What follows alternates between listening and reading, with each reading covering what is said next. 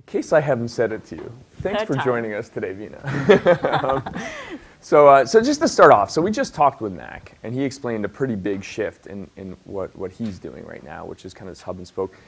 At Cadreon, you're doing things really, really differently, right? And particularly, one of the things that when we spoke really called my attention is the way you approach vendors. Can you talk a little bit about how you look at an ad tech stack and how you manage that?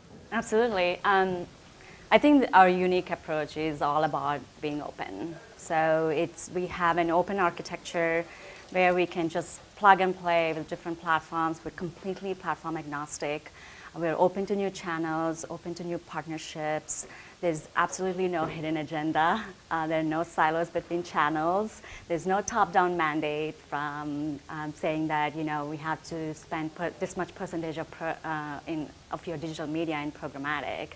So there's absolutely no hidden agenda on that. I think what we believe in is one size doesn't fit all. So that's why we develop these unique custom solutions. We have this dedicated team of experts in our product team. We have a product team that helps us evaluate all the technologies, platforms all around the world. We have offices around the world. And we do this thorough bake-offs every 6 months by channel, where we look into the algorithm, to features, to everything, and have a scoring system and have a point of view on which platform works better for which tactic, for which vertical based on the goal. So that's how we develop a very custom solution for our clients. And actually, I was talking to Brightroll before, Dan, and he was telling us, you guys are so strict. We actually push the products on their platforms and partners with their product roadmap. Mm-hmm. We also have a very dedicated marketplace team who is talking to publishers hundreds of publishers on a day-to-day basis and bringing in this very quality inventory. Again, we have very thorough point of views and scoring system based on their leadership or what distinguishes them and what are their weaknesses. And with that, we also help in duplication management and frequency management. How do you help with frequency management, as an example? So when we execute the buys, we are able to measure by different methodologies. It could be tag-based methodology or whatever it is, and then we look into where the duplication is happening, and then that's how we are able to reduce. We don't have to have 100 different networks or all these different partners in the mix. It's all about what's the optimal mix and where do you reduce the waste and manage the frequency. So we're in a world where we're seeing a lot of brands start directly managing these type of things, right? And you're managing an entirely open world where you work with a lot of the vendors that may actually, the technology vendors may be working directly with these brands right now. What's really different about what you're doing then? I think, and is there anything unique that you're bringing to that?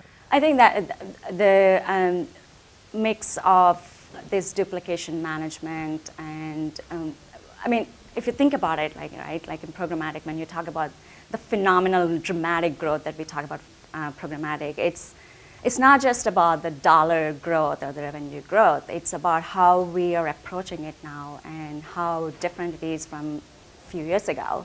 Mm-hmm. It's all about data now. Before it used to be, what's a DSP? What's an SSP? How do we connect these pipes? And how does the technology work? Now it's all about data driven.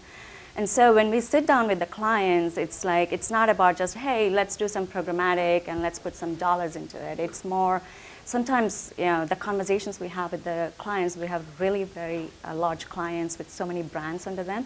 When we have conversations with them, it involves their CRM folks, it involves their analytic folks. So these conversations happen for months and sometimes a year. And then on top of it, we have all this wealth of audience insights for these clients.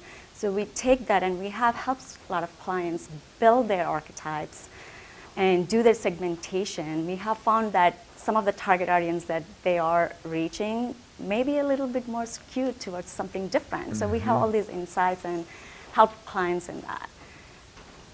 And so I'm going to guess we're on a programmatic video panel here that programmatic video is one of your big roadmap items for 2015. Is that yes, a good correct. guess? How are you going to do that? What's really important to making that grow for you? So we're having more and more access to quality premium inventory from all the big networks and publishers now, which we all know how difficult it is to get and which we didn't have. So with that, we have very exciting new video product offerings. Could I ask, when you say making those relationships with the big premium publishers, are these exclusive relationships, or are these things that the rest of the people that you're vetting in your product team are not getting? Some are, in a way, with the partnerships that we have at Magna level. Some are, probably everybody has access to it. But in general, I think we have these access to the quality inventory. And yes, we do have some exclusive partnerships as well. But by that, it's not like an upfront commitment or something like that. But it's more, what can we do as partners together? So with these partnerships, and we have some exciting new video offerings. A lot of them tie back to TV, because TV is a big focus for us at Magna. And then we then go expand and go deeper and find those TV audiences in digital. And we have our own AMP technology platform. A lot of people ask me if it's a DMP, but I think it's more than a DMP. It's actually a data fusion, takes all the clients, can take CRM data, third-party data, TV viewership, all kinds of digital consumption, and then we match that to Experian and Rentrak, and we have partnerships with Nielsen, and so then we do tons of modeling. We have a whole dedicated analytics team that do tons of modeling, and then we find potential audience and then buy. So like audience extensions. So it's an audience extension, and then we also, it also actually helps some of our clients to help them take more informed buying decisions, even in their upfront TV buying, because then they're able to understand where there is waste and minimize that frequency. Are you after the TV planning process then, or are you a part of it? It's changed a lot in the last 1 year for us. A lot of TV folks in our agencies are embracing the digital, so we're literally becoming part of their planning. And how are you reconciling programmatic and planned media then? How do you tie all that together? So, I agree with, we had conversations before that, the whole attribution and latency thing, it's all still has to happen, and I'm very wishful and hopeful.